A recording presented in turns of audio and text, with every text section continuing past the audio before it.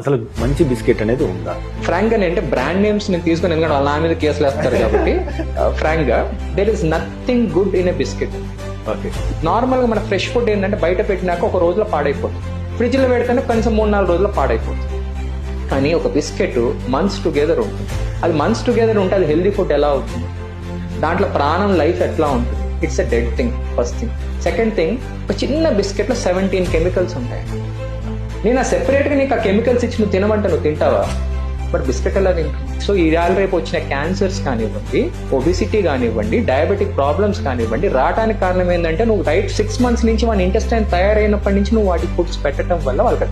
So చాక్లెటే కానీ బిస్కెటే కానీ there is nothing.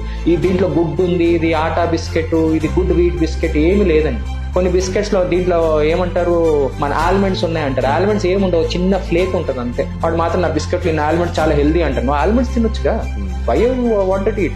కావాల్సుకుంటే మంచిగా మనము ఈ కాజూస్ ఉంటాయి, క్యాష్యూస్, మంచిగా దాన్ని ఫ్రై చేసేసి దాంట్లో సాల్ట్ బిస్కెట్, ఎక్సలెంట్ టేస్ట్ ఉంటుంది, మంచి ప్రశాంతంగా తిని. There is nothing good in biscuit, there is nothing. ఇంకా డేంజరస్ ఫుడ్ అంటే ఈ బిస్కెట్స్ కంటే కూడా చిప్స్.